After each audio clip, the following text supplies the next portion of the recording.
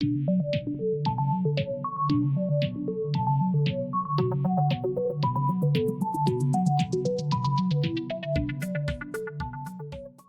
to Overserved.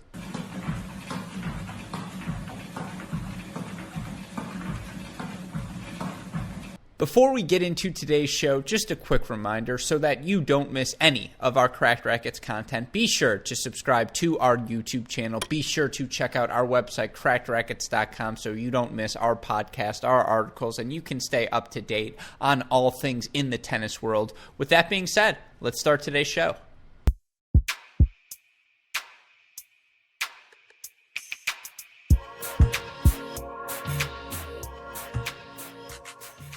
So we're all about 10 weeks into our quarantining, and I think it's safe to say, professional athlete or not, all of our weeks are starting to look a lot like Alina Svitolina's. Monday, Tuesday, Wednesday, Thursday, Friday, Saturday, Sunday. If that's what we're all looking like now, Alex de Minaur is all of us when we make our return to the tennis court.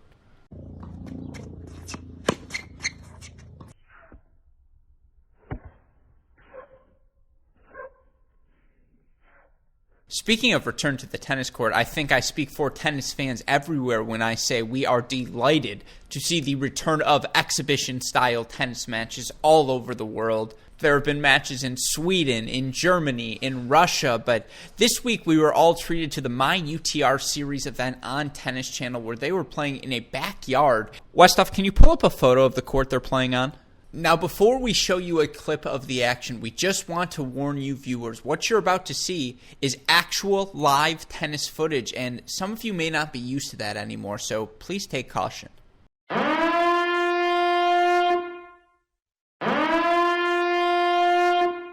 Into that strike zone, standing at 6'5".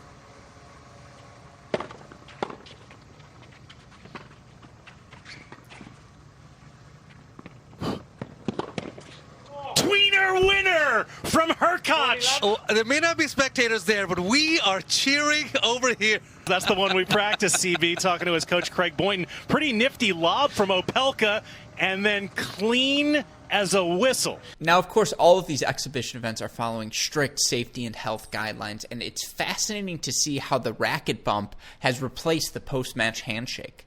Завершила.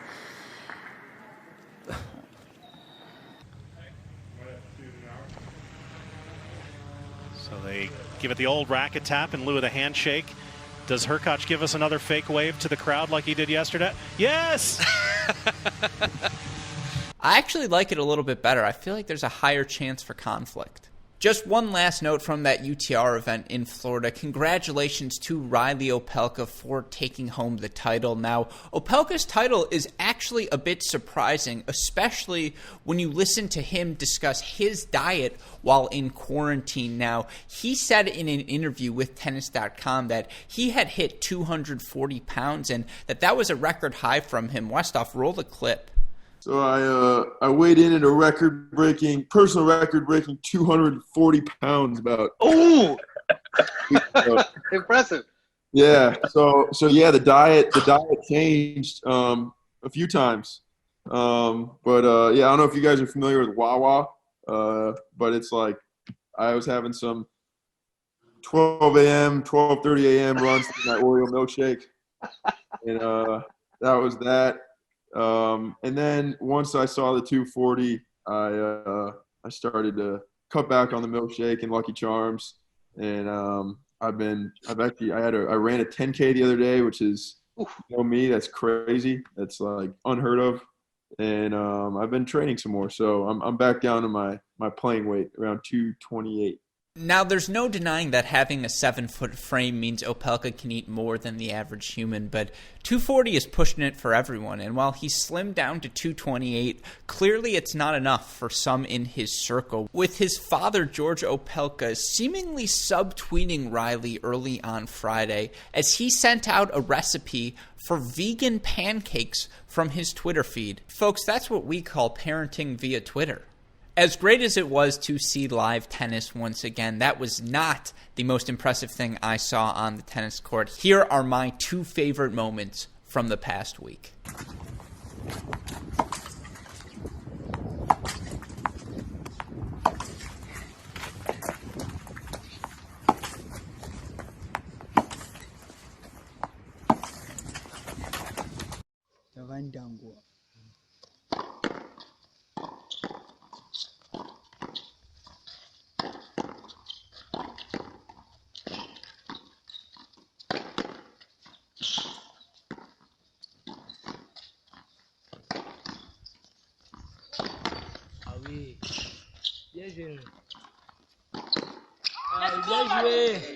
Those were my favorite things, but of course we always have to run through the things that brought me the most unintentional joy, those funniest moments from the past week in tennis social media. Westoff, it's time to roll this week's edition of Unforced Errors. Let's hit it.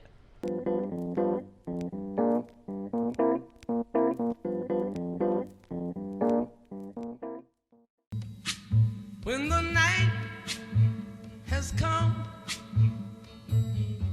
and the land is dark and the moon is the only light we'll see.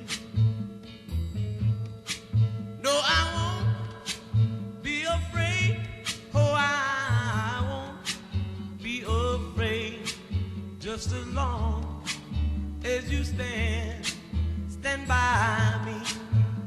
So darling, darling, stand by me.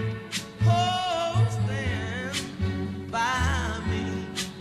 Oh, stand by me. Stand by me. One last fun story for all of you from the past week in tennis. Now, I think all of us are fans of a little ATP WTA romance, and that's why it was fascinating to learn this week that Kirsten Flipkens and Rafael Nadal once shared a little bit of love between one another. Flipkens, in an interview she did on TV, revealed that her and Rafa Nadal were a thing at one point. Now, according to her, they didn't get much further than giving hands and a kiss. Now, I don't want to get too scandalous, but I've never heard the term giving hands before, and I'm not sure I want to know what it means.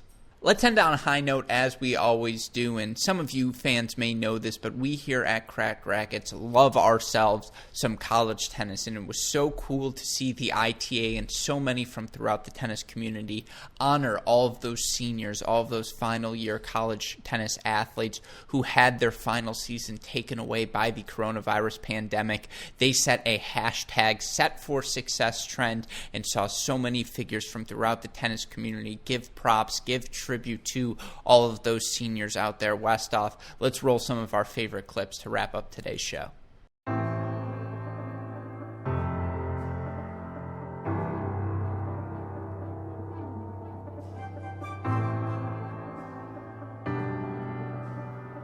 This is for all the college seniors right now that are not getting the graduation or final year they deserve. Hello, Northwestern Wildcats seniors.